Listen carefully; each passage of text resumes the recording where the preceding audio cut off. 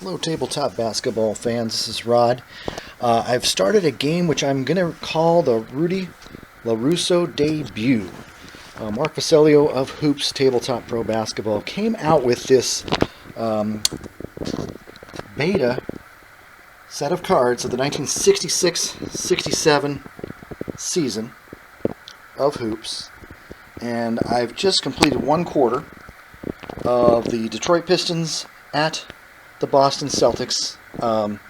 This game is representing January 27th, 1967, for a particular reason. That's when those two teams played.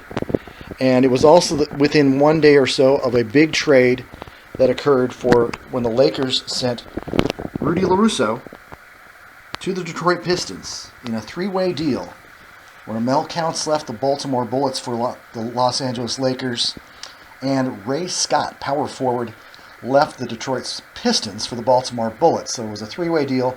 Rudy LaRusso was supposed to go to the Pistons, but this occurred on January 16th, 1967, and he failed to report. So he had a job as a stockbroker in Beverly Hills. He did not want to play in Detroit. He was, just like many players at the time, here's his failure to report status right there, bottom of the Encyclopedia Pro Basketball. He decided to stay with his job as a stockbroker and did not want to leave the state of California. So he did not end up reporting to the Pistons. But he had started 45 games with the Los Angeles Lakers, and the Lakers went 18-27 with Rudy in the starting lineup. Well, when Mark created this beta set, he did not create a Rudy LaRusso card. And the reason for that being is that Rudy did not play with the Pistons, and there were 12 guys already on the Lakers, and Mel Counts was already installed on the Laker team as one of the 12 men. So Rudy was kind of left out of the fold, and so I asked Mark, could you create a Rudy LaRusso? And that's what we've got right here. This is a secondary pick. The 12th man on the Pistons was Bob, who I call Bob Hoggy Hogshead, who only played 22 minutes on the season for the Pistons. So he played very, very little. But then you got Rudy LaRusso, who played 0 minutes for the Pistons, but he averaged 13 points, 7.5 rebounds, 45 games started for the Lakers. So if LaRusso would have played even one game with the Pistons before calling it quits or semi-retiring, we would not be having this discussion. But LaRusso never played for the Pistons. He ended up being bought out in August of 1967 by the San Francisco Warriors. And so he moved back. He could play in California. He ended up playing the next 2 seasons before retiring officially in 1969 with San Francisco. So anyway, in this particular game I'm playing, the LaRusso card created by Mark Vecellio last week has been installed in the starting lineup alongside Dave DeBusschere for the Detroit Pistons. I got 1967 here. And so it's DeBusschere, LaRusso, Joe Strouder, Eddie Miles, Dave Bing in the starting lineup. Strouder only played 27 minutes a game, foul out of 19 games, and led the league in fouls at like 4.4 fouls per game. It's crazy. The Celtics, who won 60 games, are a different league of their own, and they have Havlicek, Howell, Bill Russell, Casey, and Sam Jones in the backcourt, and Satch Sanders off the bench. Celtics got off to a decent start in this game. Russell had 10 rebounds in the first period, but Dave DeBusschere decided, we're going to make this a game. He scored 12 in the first quarter, and the score is only 25-24 after one period. Ironically, amazingly, this 67 season had 3 player coaches, and Dave DeBusschere was one of the player coaches. Pistons only won 30 games, lost 51 games. They had an 81-game schedule. The Celtics, by contrast, were the defending champs. They won 60 games. Of course, this was the year where Philadelphia and Wilt Chamberlain won 68. So they finished in second place. They lost to them in the playoffs to the Sixers. But the Pistons were a different matter. They only won 30 games. That's probably why they did this trade, trying to beef up their team, get Rudy LaRusso, who refused to report. But because Mel Counts and Ray Scott debuted on January 27th and 20th of 1967, I made Rudy LaRusso's comeback card playable opening debut on January 27th, 1967. So LaRusso came in, started, went 0 for 3, 1 free throw, 4 rebounds, 1 foul. So he'll play some more.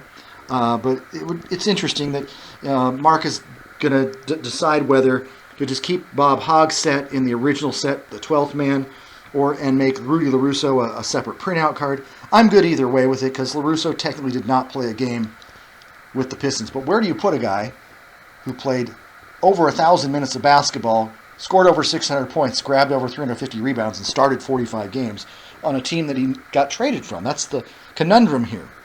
So anyway, that's where I'm at. This is what the lineups look like. I printed them out. I even paid a little extra for the color of these cards. This has just been a blast checking out these teams from the past. This is my second quarter lineup. Bill Russell, like I said, 10 rebounds in quarter number one. Neither team could shoot. That's why it's 25-24. These teams average probably 115 to 120 points a game. So that's where we're at. Second quarter lineup for the Pistons. John Trezment. DeBusschere will continue to play. Wayne Hightower, a very mediocre shooter. Chico Vaughn. Tom Arsdale. I'm going to be bringing in Dave Bing pretty soon if things go haywire. I've put Havlicek back in, even though he's 0 for 5. Threw him at the shooting guard this time. Look at Havlicek. He can play small forward, power forward, shooting guard, and point guard. He plays pretty much everywhere. Veteran Don Nelson, who seemed to be a Celtic for 15 years. And then Tom Sanders in the later years of his career. So anyway, there you go. Quarter one, 25-24. Celtics leading by 1. We'll see what team will pull away, or will this game stay close for the next 3 quarters. Well, the Detroit Pistons had a great second period. They outscored the Celtics 30-22. They were led by some strong bench play from reserve forward John Trezment, who finished that half with 10 points and a boatload of rebounds. Dave Bing and Chico Vaughn, the point guards, could not throw the ball in the ocean, but they still took a 54-47 lead at the half. The Pistons got a good performance from the debut of Rudy LaRusso in quarter number 2. He got a couple baskets, got a block, steal, and a rebound. And LaRusso continued strong play in the third quarter with 7 points and 4 more rebounds. So Rudy's working on a 10.9 rebound game at the moment. The Pistons, Dave DeBusschere kind of slumped. He's only hitting 3 of 9 free throws, but he is rebounding well, and he's held John Havlicek to just 2 for 7 from the field, 1 for 7 from the field in about 19 minutes of play. So the Celtics also are having foul difficulties. They have, let's see, we got Bill Russell with 5 fouls. He does have like 21 rebounds in 3 quarters, 30 minutes of play. But the Celtics were able to make some ground, regain some ground in the third quarter, outscoring the Pistons 29-23. So we go to the fourth period, and the Celtics actually have the lead 76. No, they are actually trailing 77-76. So we've got ourselves a heck of a game here in Boston. Celtics, Russell's going to play safe for a few minutes. That'll chop his rebounding in half, in addition to a few other things. But even a half-played Russell will be stronger than the regular center for most teams. So we'll see how it goes. It's been a really entertaining game. It's great to see Rudy LaRusso getting some playing time. If Dave Bing or Chico Vaughn or Eddie Miles could hit a jump shot, the Pistons would be far more in the lead, but they just can't hit. The Celtics are making a lot of costly turnovers, and Sam Jones has heated up a little bit for the Celtics. As you can see down here, he's hit, he had 8 points in the third quarter, and so he's approaching his scoring average on the year, just under about 20 points. Other than that, the game has been flowing really well.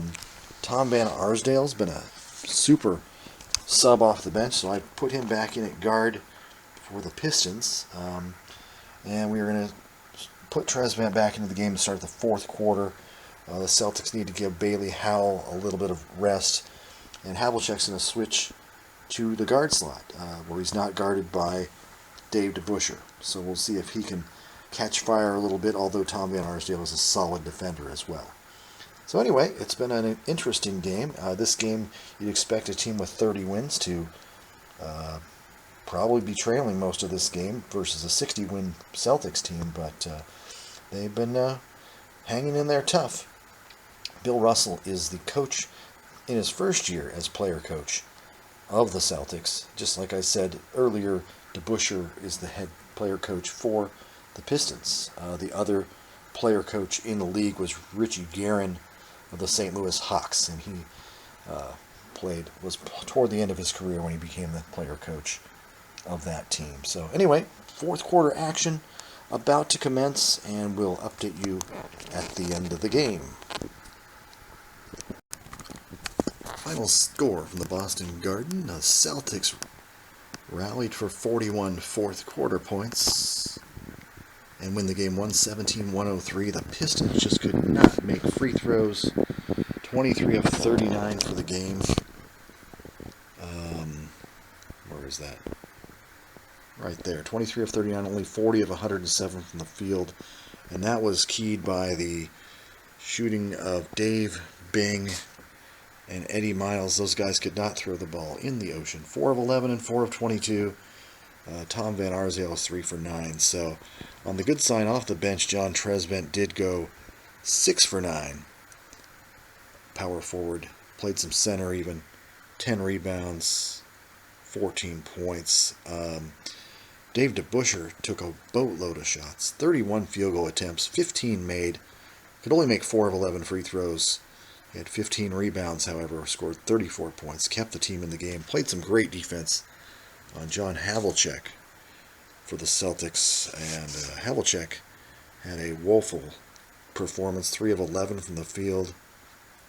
He averages around 21 points a game. So Bill Russell, though, was crowned the MVP of the game. It didn't start out that way. He didn't play that well. He didn't.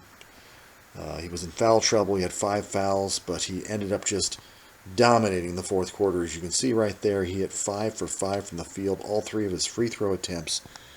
Had a 42-minute day with 28 points, 29 rebounds, 22 defensive rebounds, a couple block shots.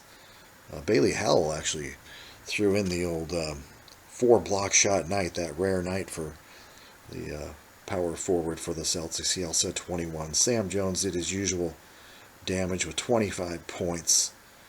But this was a weird game. This game had the Pistons written all over it. Pistons led at halftime. They were just slowly losing it over time, though. They just couldn't keep the momentum going. And it was pretty much over with by the middle part of the fourth quarter. The Celtics just started to pull away as expected from a 60-win team. Rudy LaRusso, in his debut, his faux debut with the Detroit Pistons, didn't do too badly. He was 31 minutes, got very close to his regular season averages with 12 points, 10 rebounds, 9 on the defensive board, 5 of 11 from the field. So not too bad for him. And the Pistons played well. They just couldn't, they kind of ran out of gas. You could just slowly see the momentum turning to the Celtics as the fourth quarter came into play. And there you have it, final 117 for the Celtics, 113 for the Pistons.